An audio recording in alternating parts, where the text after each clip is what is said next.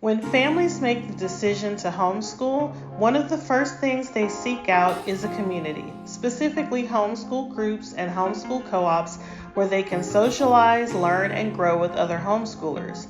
Based on recent statistics, the Black homeschooling population is the fastest growing subgroup among homeschoolers across the nation. Many recent articles attribute the recent uptick in the Black homeschooling numbers to parents refusing to continue to subject their children to the racial disparities, inequities, marginalization, and at times blatant racism that their children experience in the public school system. Additionally, there are many Black homeschoolers who make the decision to homeschool because they want to educate their children with a biblical Christian worldview. So what happens when these homeschooling families divest from the public school system and come into homeschool co-ops and groups only to be met with indifference, ignorance, and apathy? How is their faith affected when they look to Christian homeschool groups and co-ops as a safe haven, but are met with unloving, unchristlike attitudes? In this episode, I will be having a candid conversation with Pamela Smith, a veteran homeschool mom, business owner, and former director of an evangelical homeschool program, who is working on a groundbreaking book titled Black Faces and White Spaces. In her upcoming book, Pamela shares her heartbreaking experiences as a Black Christian homeschool program director and starts a very necessary conversation about what homeschoolers of color at times experience as well as fear. Many new Black homeschoolers have a fear of entering majority white evangelical homeschool spaces. I invite you to listen to this impactful conversation in its entirety and reflect on what is said with the hopes that when we all know better, we can do better for the sake of future generations.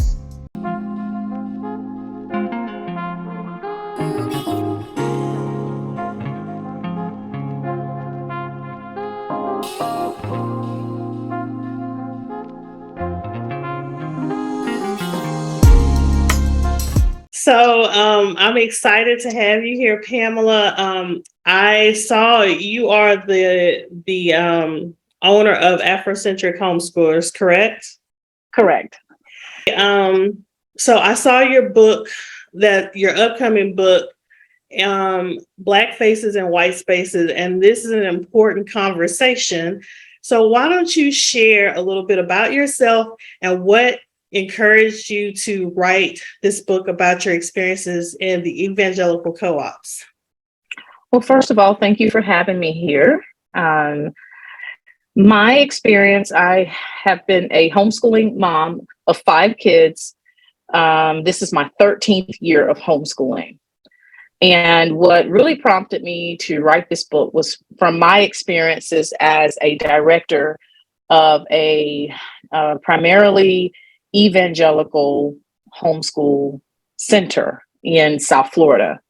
So all of my experiences that I experienced, I'm kind of pouring my heart out in this book and sharing these experiences and in hopes of helping not just Black moms, but also white moms, so that they can also understand what we feel and what we go through.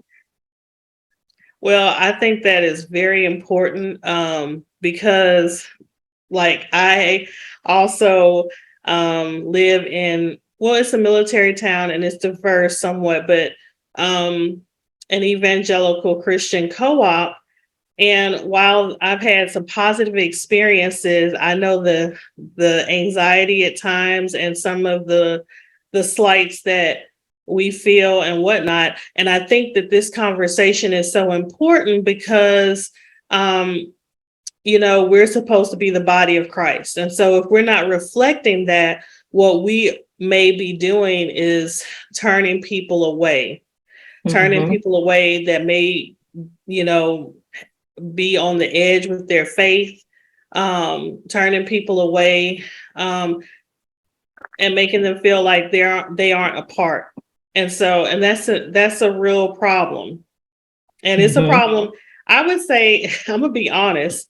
I would say it's a problem, like you said, across the board. I think not just Black moms, but white moms and co-ops, a lot of times, and especially in the last I would say 2 or 3 years, I've seen an uptick in homeschool moms who are wary of joining Christian Hmm. homeschool co-ops because of the reception they're fearing them and their kids will receive. Absolutely.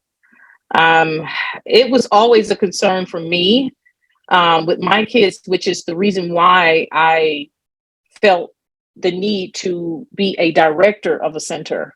Um, in being a director, I felt like I could bring in a lot of the diversity that wasn't there. And my experience was just as a Christian, as a believer, going into what happened was I took over a center that was already established. And I came in and basically became the director because the lady that had been doing it, her children had went off to college, she had grandkids, and she was ready to retire. So I came in and took over, and I really felt, that I was going to be accepted by the white teachers, the white parents, the students, and it was just totally opposite. It was one of the biggest eye openers of my life. And it was there that I realized that we're not the same, that although in God's eyes we are, to a lot of people, they viewed me as, for example, I'll give you an example. When I took over, there were some moms that were going around telling people that the program was no longer Christian because I was running it. These same moms who were spreading this lie had never sat down to have a conversation with me, never talked to me. They were going off of assumptions of maybe preconceived ideas. And that was so hurtful to me because I worked so hard. My family, my faith has been everything to me. Mm-hmm. It's one of the reasons why I homeschool. And to go into an environment with who I thought was sisterhood, I found out that there was no sisterhood towards me being a woman of color. It didn't matter that I homeschooled. It seemed to me that, and it wasn't all of them, but there was a lot of them that felt like because of my skin color, I could not have been holy or Christ-like or anything. And many of them didn't even want to give me the time of day. Despite me adding a statement of faith to the website, despite me instilling like prayer in our co-op, whereas the previous director did none of those things.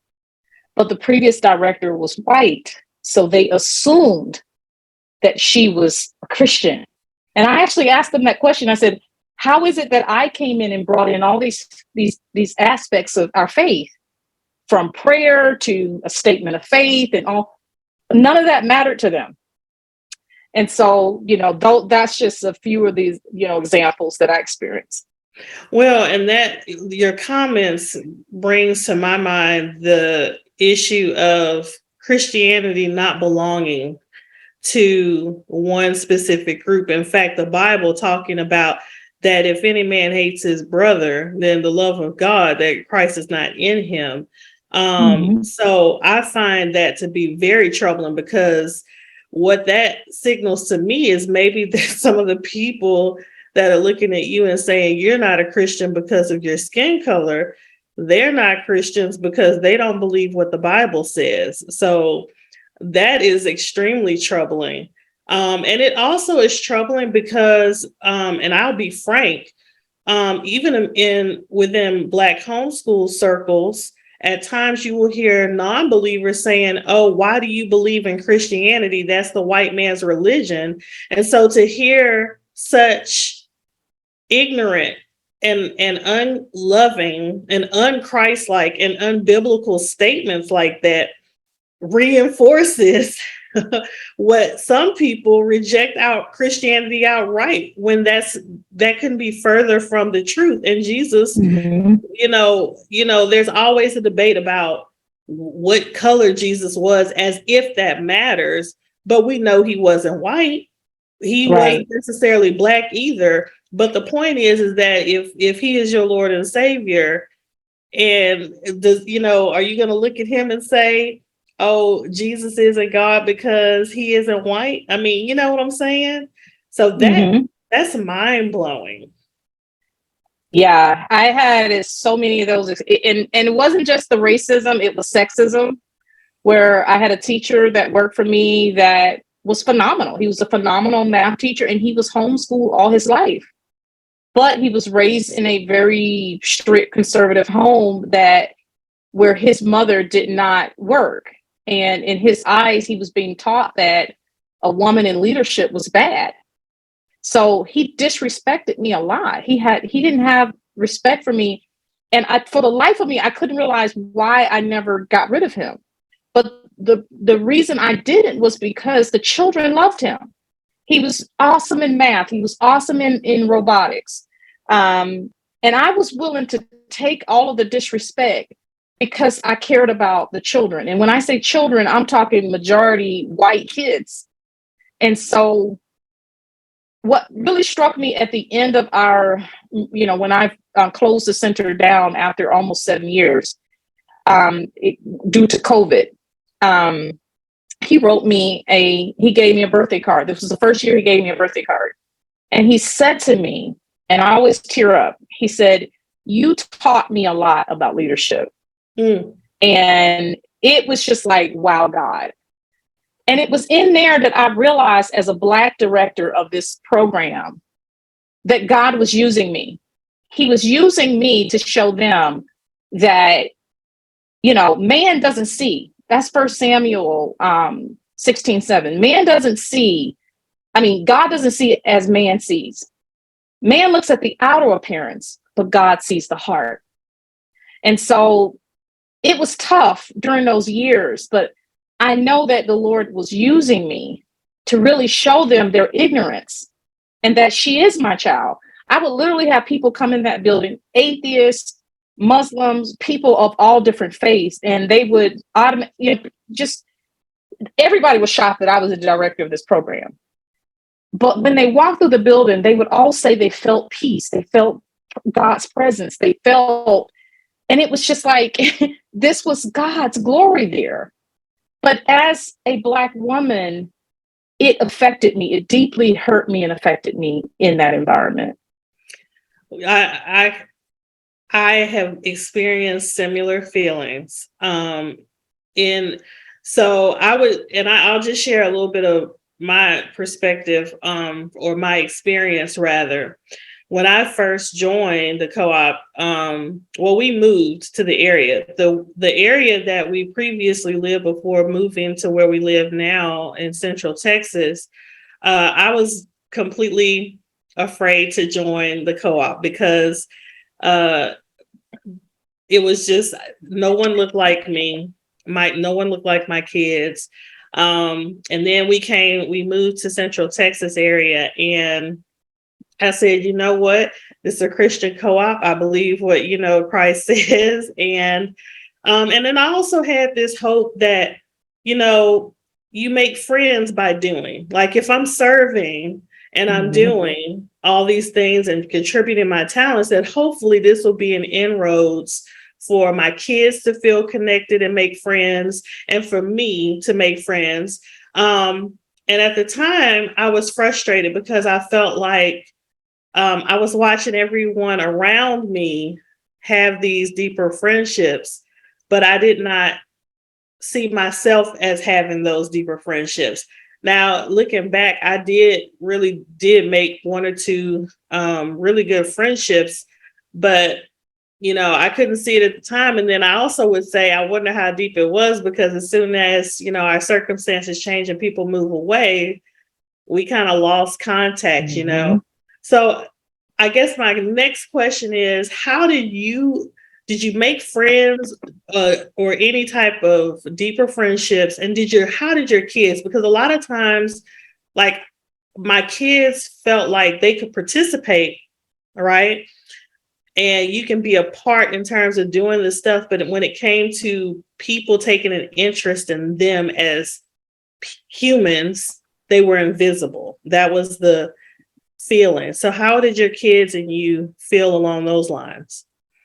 Absolutely. I definitely felt invisible. I mean, literally, white moms would come in and they would, I started to realize that what they were doing, I often said, well, why would they enroll their kids if they didn't like me? And what I realized was that there was nothing else out there like our program, or within driving distance. So they were willing to tolerate me, is what I learned, and ignore me.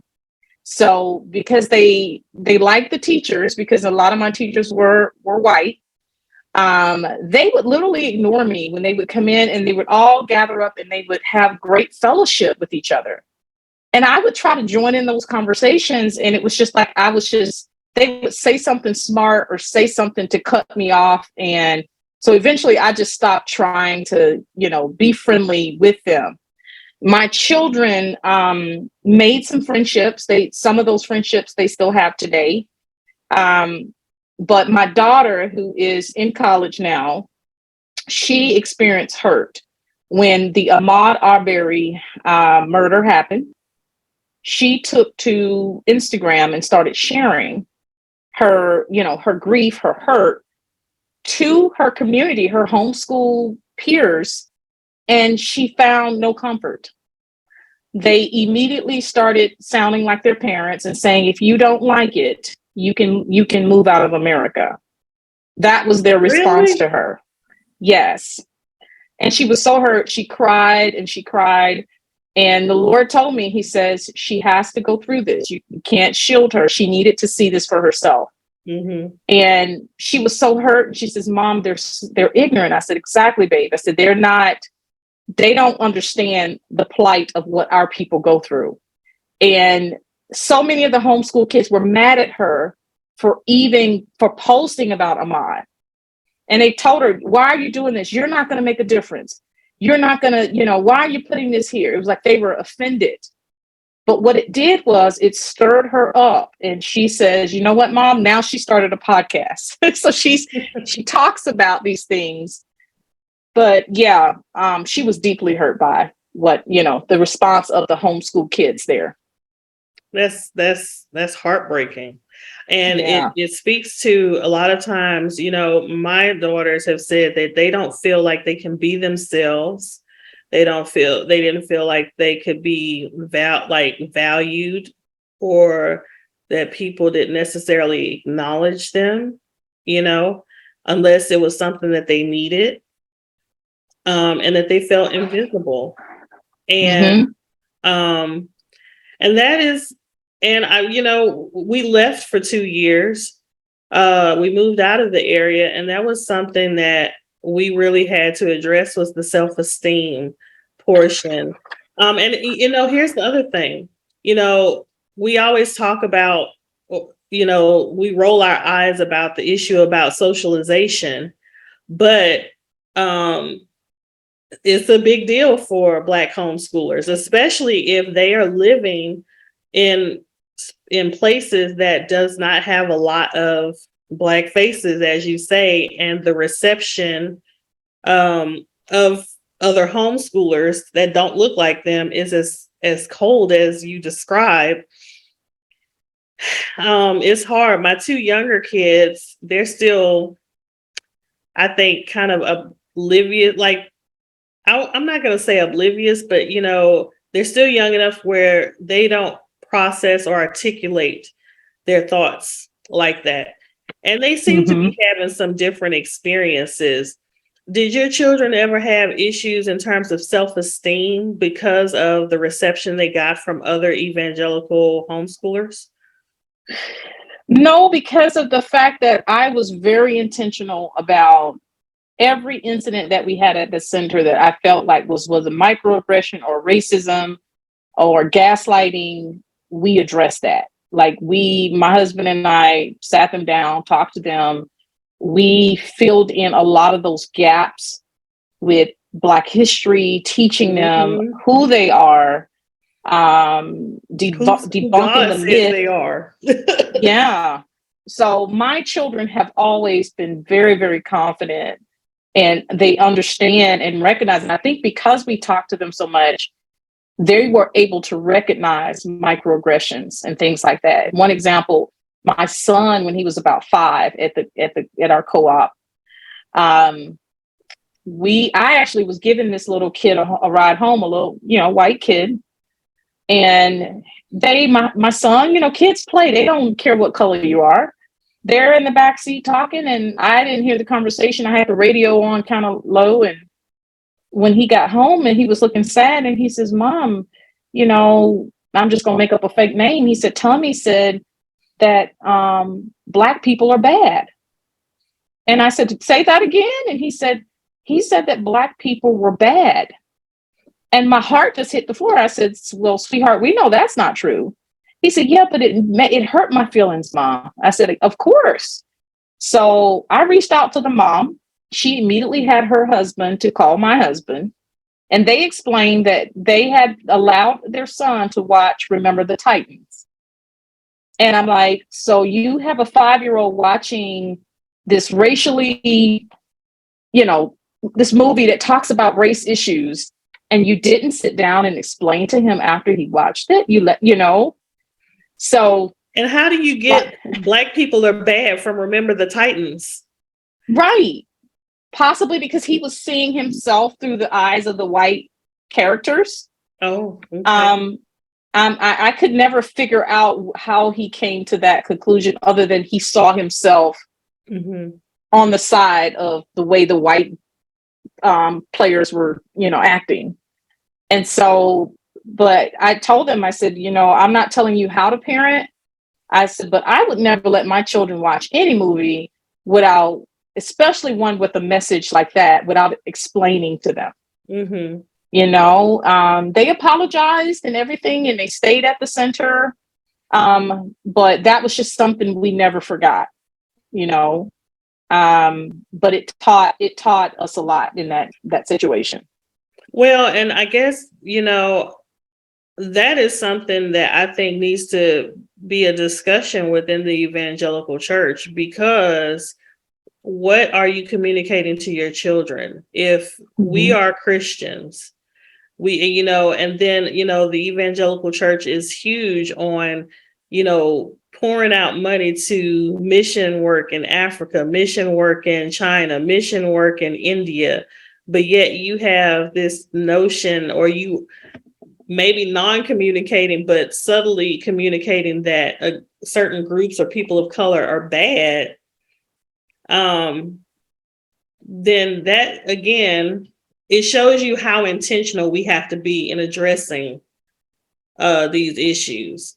And you're right, talking about history, accurate history, because that's the other thing. When you speak of accurate history, you see that honestly, there are good and bad people, or that, God uses all of us, and that He is glorified, and that if anything, we're all bad and He is good. But these discussions need to be had, because it is damaging, and it's damaging to the next generation as well. And it's deterring a lot of, I think, like I said, non-believers and Christians of color away, when we have an opportunity as homeschoolers and Christian homeschoolers to really be the church, be the church, to be different, to show something different, and show that, show what, we talk about in Revelations, every tribe and every tongue.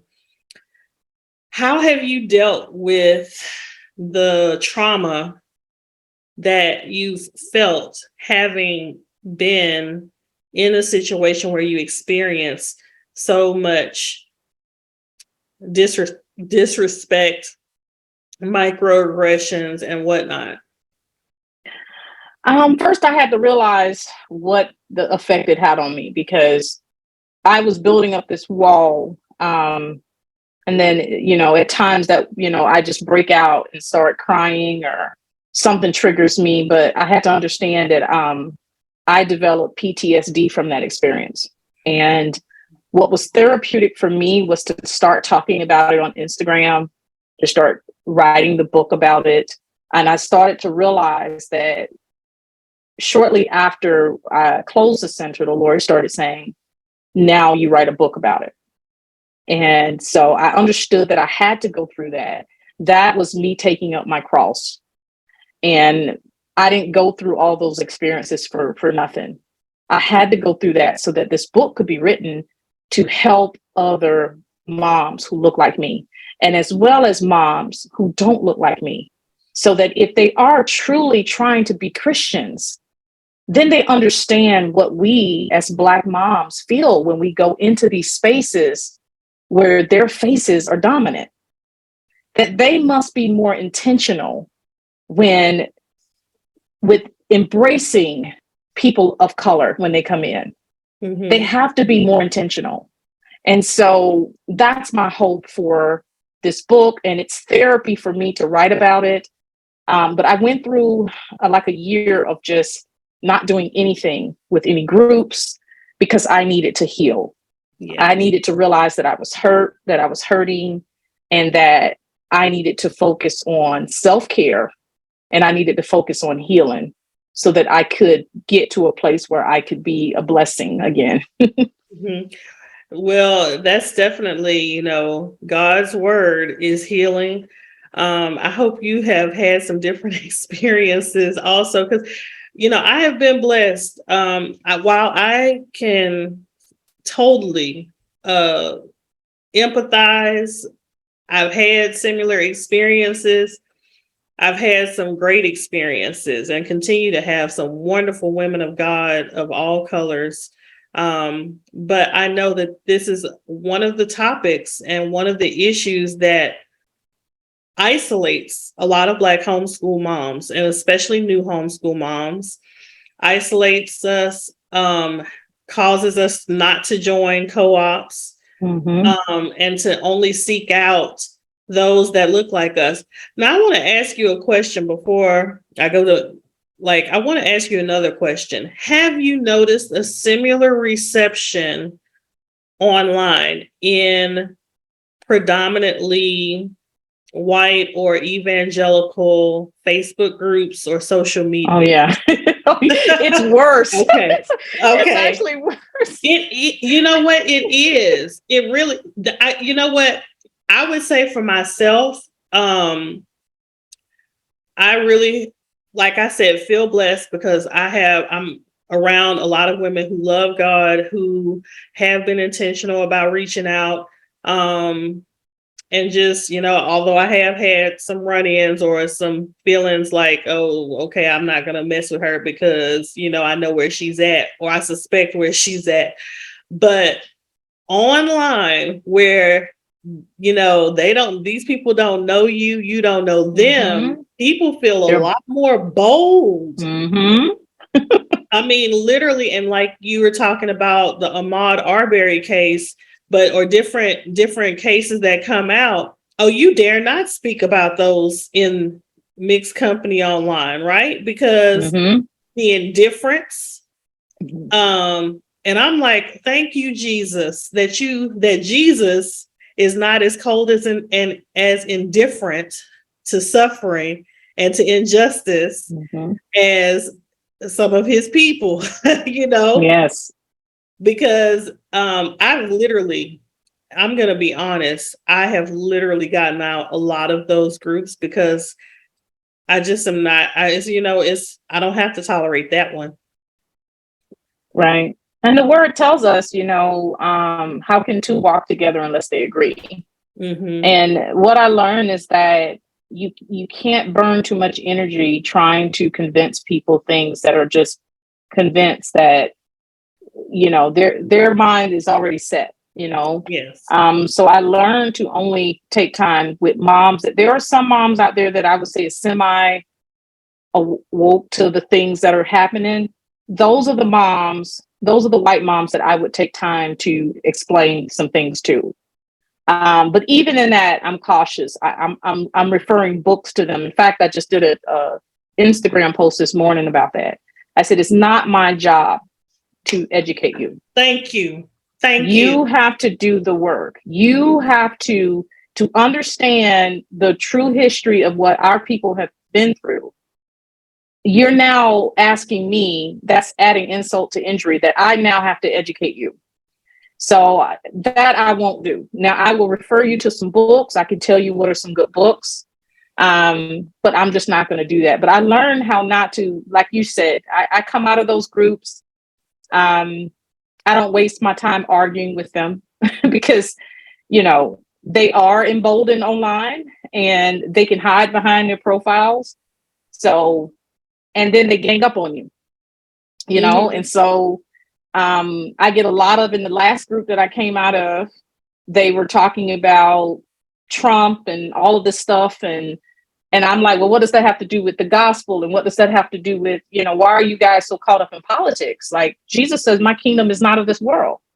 How many souls have you won? And so that type of stuff will get you kicked out of groups when you really started preaching to them and teaching them what the word says. So you mean to tell me that you got kicked out of a Christian group for quoting the scripture? Oh, my word. Absolutely. I've been kicked out of groups because I quote the word, because that's my response. It's the word. Like, that should be all of our basis is the word if we're calling ourselves Christian. So I would tell them, I said, guys, why is there worship of a politician when Jesus said, my kingdom is not of this world? Like, why is our focus on politicians? Because one group, it was like people were coming in and they were saying, oh, I'm moving to the area and we are a Trump loving homeschool family. And so I would respond and say, well, what does that mean? I said, is Trump a religion? What does that mean? And then that's when they would get mad and I would get a warning from the administrator and all of that. And I'm like, so you're going to correct me? Or like here in Montana, where we live now, there's a lot of those moms that will say things about the indigenous people. And I corrected one mom for calling them Indians. I said, that's not the proper word. I said, that word was given to them by the white man. They, although they may use that word just like a lot of us in our culture use the N word, it takes on a different meaning to us, although I don't think anyone should use it.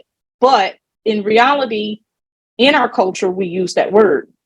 Well, I tried to explain to her it's indigenous or natives and I got kicked out of that group.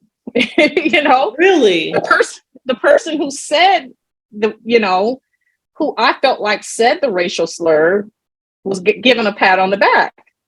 But the point I was making is we live in indigenous here in Montana. This is indigenous land. All of America's indigenous land, just like Africa's indigenous land.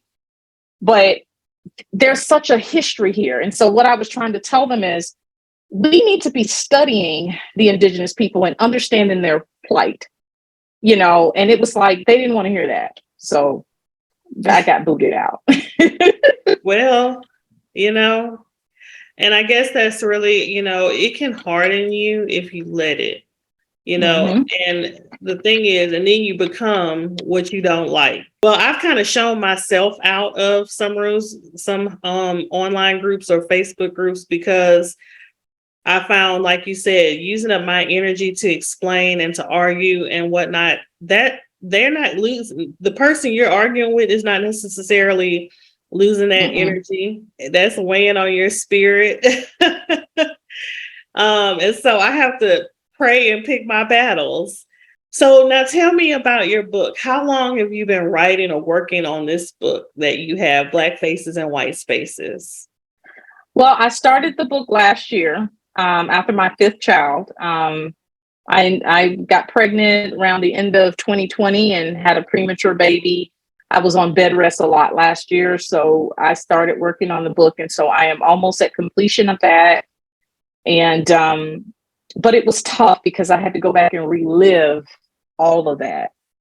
And so a lot of emotions came out. And ironically, my daughter came home from college and she, when she got ready to go back to Florida, she flew into Utah and she just so happened to be sitting right next to one of the white ladies that gave me a lot of trouble in our co-op. And I'm just like, okay, God, what are you doing? When she texts me and says, Mom, you will not believe who I'm sitting right next to on the plane. And I'm like, who? And she's like, gave me the lady's name. And I'm like, oh my Lord. And it brought back up all of these emotions that I thought were gone. And she was rubbing it in that there was this new co-op started and her kids go there and they love it. And I knew she was saying that to try to hurt me, you know? And it was just like, this is a woman that goes to church every Sunday. And the other thing that I didn't mention earlier that is in my book, I talk about how a lot of them would not help me. Where I would come into some, white co-ops and, that were ran by white directors, you would see moms volunteering, you would see moms helping. I literally begged for volunteers to come in and help me. And you're doing this, they're benefiting from this, but refusing to help? They refused to help me. I mean, we were a paid co-op. We were not a one that it was free if you taught there. We ran it as a business. Okay. The teachers were paid. But I would ask for help like during study hall and lunch. And it was like they were not willing to help me. And so many of these white moms were saying they were starting their own co-op. They would leave and go start their own co-op. But none of them would actually pan out to be like we were. We were very large. We had over 150 students, and the anointing of God was on it so much that we had just an amazing theater program in our community. We had a college program there where we were offering college classes, but none of these women would support me, get behind me, say a kind word to me. There was maybe one or two, but those are just, I tell you, I'm still, even my husband, he says, Pam, you definitely got to, you got to get this book out because his eyes really opened up too from our experiences. Well, let me ask you this question. Two questions. If you had to do it over again, knowing what you know now, would you do it? And the second question, you want me to answer that one first? Answer that one first. If I had to do it over again, knowing what I know, I would have made it Afrocentric, faith-based. I would not, what I tell parents today, parents that look like me, don't waste your time and energy. This is just my opinion, my advice. It can do a lot of damage to your children if you're not careful, because they need to see themselves reflected in the teachers. They need to see themselves reflected in the curriculum.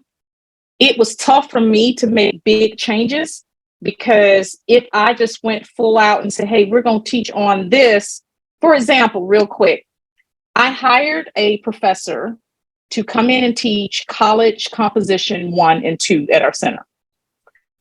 White professor from a local Christian college. She taught at the Christian college. She's a Christian. And I told her one of the books that I would like the high schoolers to read was Frederick Douglass's autobiography. Oh my God, that's something classic. Yes. She said to me, no. Say what now? She said no. And she wanted them to read a book of it's called the Diary of a Cracker Kid. That's the title of it. But basically it talked about a white girl who lived in poverty. Basically, she was a missionary and some missionary tale or something. She refused to have that become one of the books that they needed to read. These are the conflicts that I had with instructors. And you know what?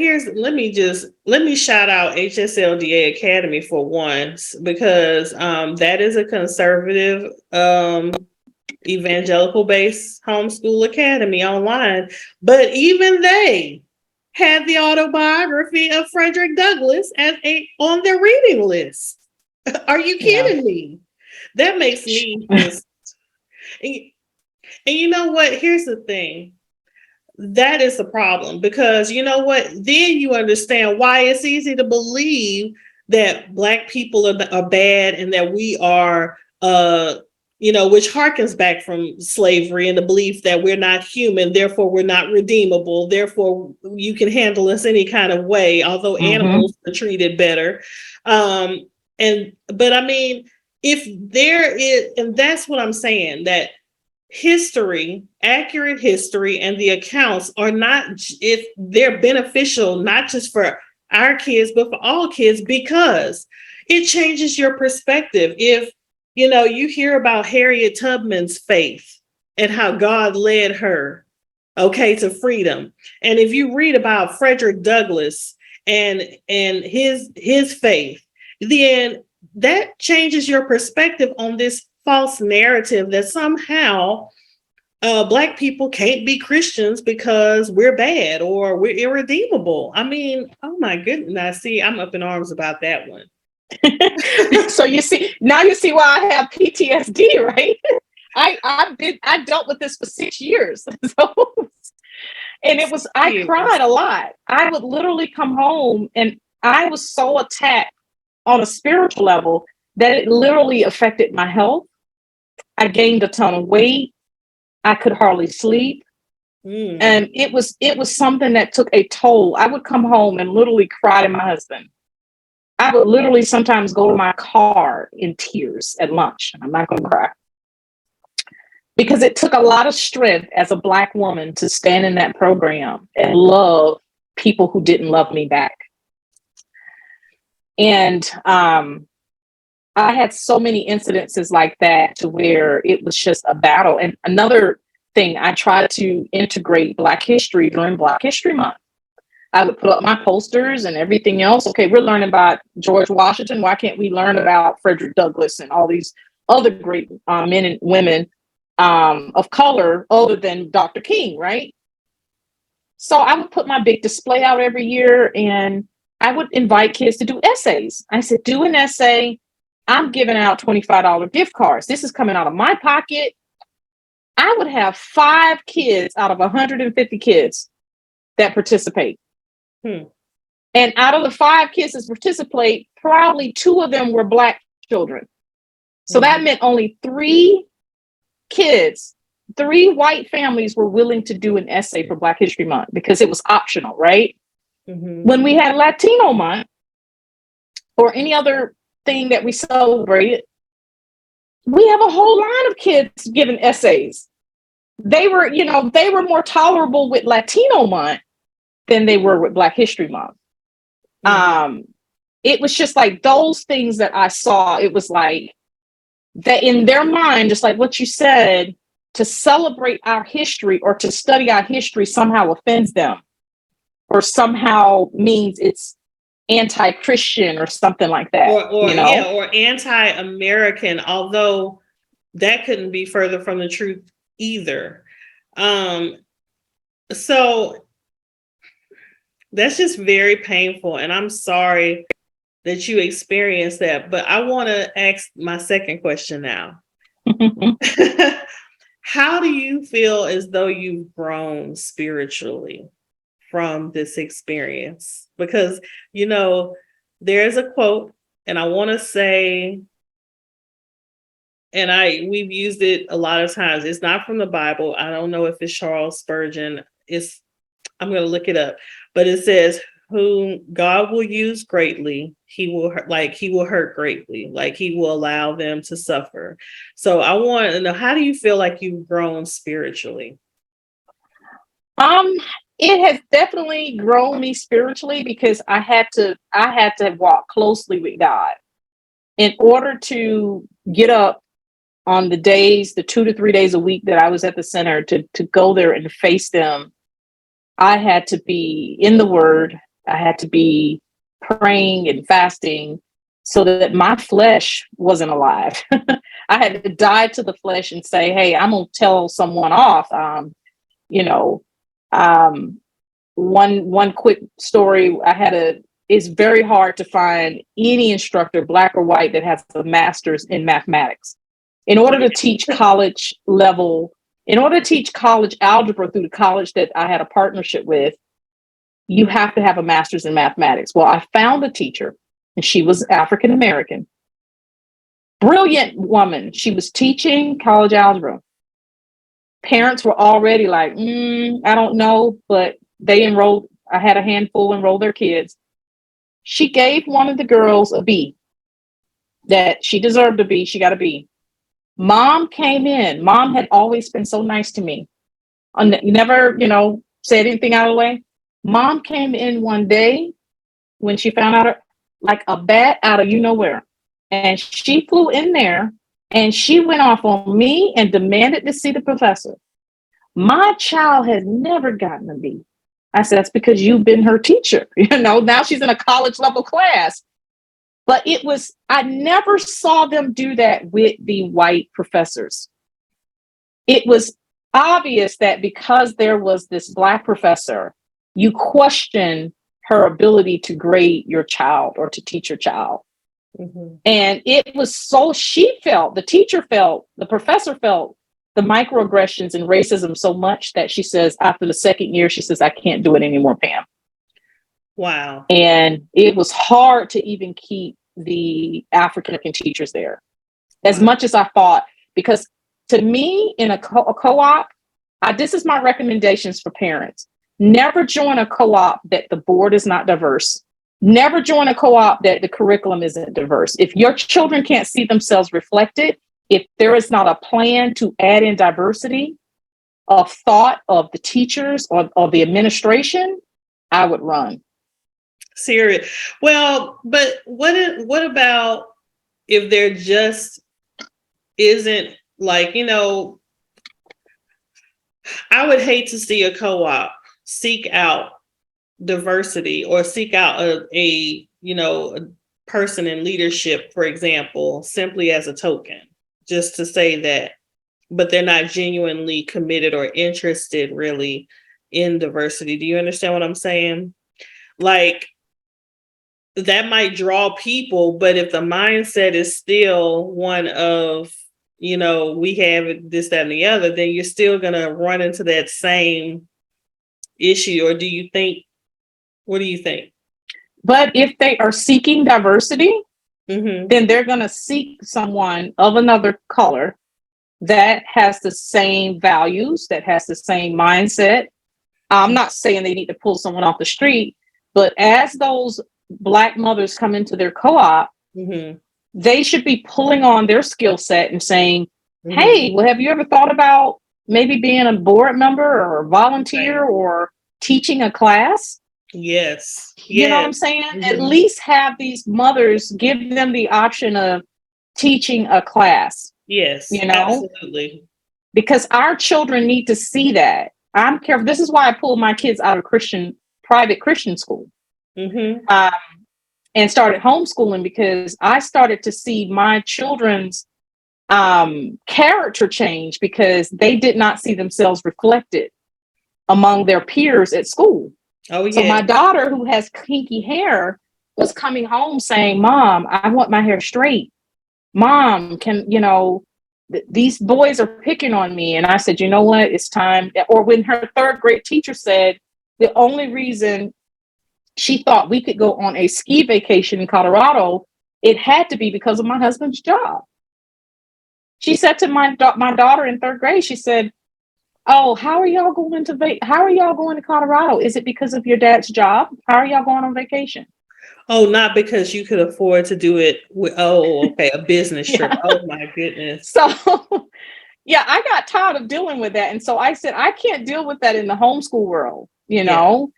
And so I'm very careful about that. Our children need to see themselves. They need to see themselves reflected in the leadership, in the teaching staff, the board members. But white kids need to see, white kids need to see as well, because we need to dispel of some of these horrible stereotypes and myths. And we need to start. And here's the reason why I feel so strongly about it. A lot of people would say, remain in the comfort zone, but as a Christian, I feel like we don't have that same, like if we are believers, we are held to a higher standard. And so segregating ourselves off because it's more comfortable is not necessary. I mean, there are times when we have to do that for the, like you said, the mental health and emotional well-being, so to speak, if it's a toxic environment. But we're supposed to be, the spreading the gospel, sharing Christ through being the salt, right? So we can't necessarily stay clumped up. So it's important for everyone to see that diversity, to see each other to start to see each other the way God sees us, because we can talk sound doctrine and we can talk the game a lot of time. And I say game because that's what it is Christianese. We can say all the right words and we can, quote the scriptures, but can we live it? Are we loving? Are we loving like Christ loves? And I feel like this is a problem, especially in the Christian homeschool circles, and I will take it so far as to say also in Christian publications. Yeah. Because you see the mindset and the attitude there as well, that somehow anything that is associated with the Black experience is wrong, is sinful, is unbiblical, on its face. Or it's CRT. Yes. Well, and everything is CRT. Critical race theory and woke, the term woke has been co-opted and now it's used as a dog whistle. So you don't have to say necessarily Black or Afrocentric or any of those things. You can just simply say woke, and without any thought, without looking deeper, without reading for yourself, that can be a deterrent as well. And that's a whole nother discussion, because some of what is being looked at as bad or wrong are facts. Okay. Right. That they're not ready to hear, that they're not willing to acknowledge happened. It's the same thing as what they're saying. Their one school district is renaming. They're voting about renaming slavery involuntary. What was it? Involuntary relocation. Yes. They're wanting to call, instead of saying that our people were enslaved, they want to say it was involuntary relocation. And what does that even mean, right? It's just trying to put lipstick on a pig. It's right. And take away the horrors of it as though it's somehow not as bad as it actually was. And here's the thing. Again, it's us, it's all of us. I just feel passionately about this. And I am perturbed to hear but I think your story definitely needs to get out, because there's a lot of fear among Black homeschoolers and Christian Black homeschoolers. There's a lot of hurt and a lot of trauma. And if we are going to glorify God as we claim we want to as Christians, then we have to acknowledge each other's experiences. We have to show empathy. And thank you for having the courage to write about this experience, because there needs to be repentance. You see what I'm saying? There needs to be repentance. The other thing I heard you say is that the hardest thing was to, essentially, I'm paraphrasing, was to love those who didn't love you back. But is that not the epitome of what Christ has done for us? Is that he loved us when we didn't love him back. And it is hard. So I think I definitely want to see your book reach a lot of circles, not just Black homeschoolers, but the evangelical circles, because it's a discussion that needs to be had. And the church as a whole.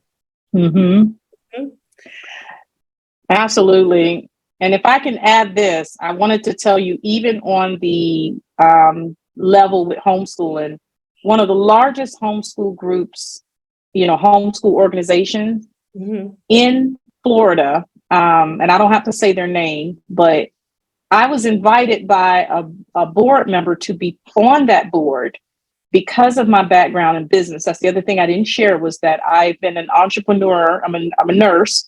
of a healthcare company that's a multi-million-dollar healthcare company for almost 20 years.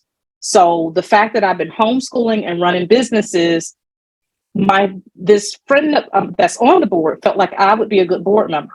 Long story short, we went to Orlando to meet the other board members. The board were all pretty much all white. I think there was one Asian person. They looked at me, they heard my experience, they heard the friend petition for me to be a board member. They sent me outside, they did the vote and came in and said they didn't think I would be good on the board.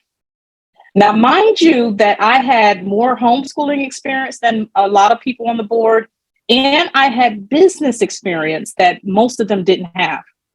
But what they offered me was to be a volunteer at the next convention, that I would basically go around and just do whatever they asked me to do.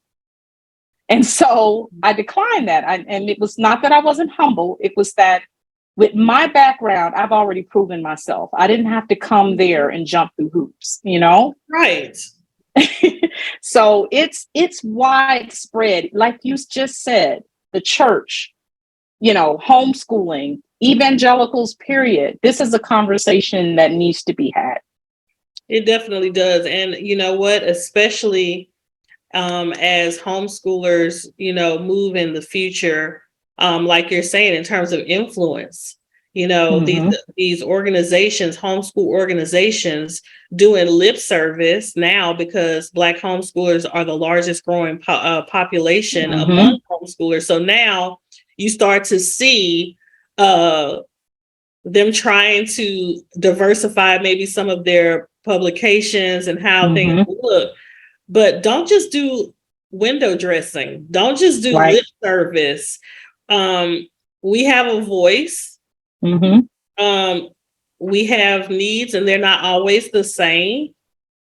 And you know what? You're right. And you know, here's the thing. If we don't have a seat at the table, that's okay, because we will make our own table and have several. Okay.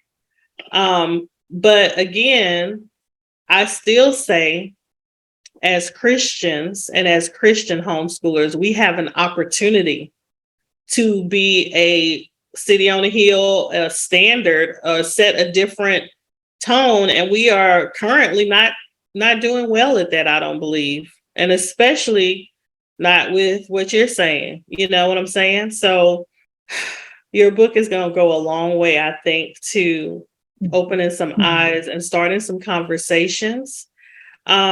What would you, my last question would be, what advice would you give to Black homeschoolers in particular who are in predominantly white spaces within a homeschooling community and may not be in an area where there are a lot of, or a number of people that look like them? Like, what advice would you give them? I would say getting out there, talking to those families, because you can't just assume that they're all, you know, just blind on what's happening. Because, for example, we moved to Montana. Montana's a majority white state. But I came here thinking we're just going to have to, you know, travel in order to meet people that think like us. But lo and behold, we have encountered white families who have woke up and said, you know what?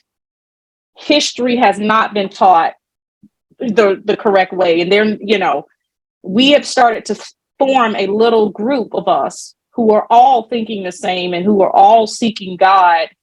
And here in the mountains, we're forming our own little group. So that's what I would do. I would not recommend a parent go into a group that has a mindset set that Black history is CRT, or, you know, any mention of Black history is going to start an argument. That is wasted energy. It's stress. Homeschooling enough is a lot by itself. You don't need that extra stress. And unless you're on the board or in charge, you can't change them. You can get in there and you can kind of help people kind of wake up, but you have to ask yourself, do you have the energy the strength and the calling is God calling you to go in there and help bring change. If that's not you, then I would just say find some like-minded families, start your own co-op, and just you'll see it grow, because there's other, if God, wherever God guides, he provides. Yes. So I want to tell that family right now that's listening to this, somebody's watching this or listening to this podcast, understand that you're not alone. God is with you. And if he guided you to homeschool, he has your tribe. Your tribe is out there. Trust him. That's wonderful. And I love the fact, because here's the other thing. That tribe may not look like you expect. That tribe may not look like you expect. But if God provides them, then you can rest in that. And I just, and I love that. Thank you so much, Pamela. I was praying about this podcast because I wanted it to be truthful and positive, and you did all of those things. I think our conversation was wonderful, and I will be patiently waiting for your book to come out. Definitely, I'm going to encourage other homeschoolers to check out Afrocentric Homeschoolers on Facebook. Are you on Instagram, correct? Instagram, I am much more active there. It's Black Home Educators, at Black Home Educators. They're on Instagram. So I have a pretty big following on there of homeschooling moms and dads. So, and I will make sure I send you a copy of the book. I'm going to make sure you can send a copy so you can do a review and tell your audience what you think about it. Yes, I have a few books right now that I need to review. I need to do, I definitely will be reviewing it. I will be shouting it out because it is a conversation that is past due. And I feel like we as Christians, we are held to a different standard. So thank you so much, Pamela. Oh, you're welcome. Thank you for having me. Don't forget to click like and subscribe to be notified of future videos. Also, don't forget to check out my website, www.aheartforhomeschool.com.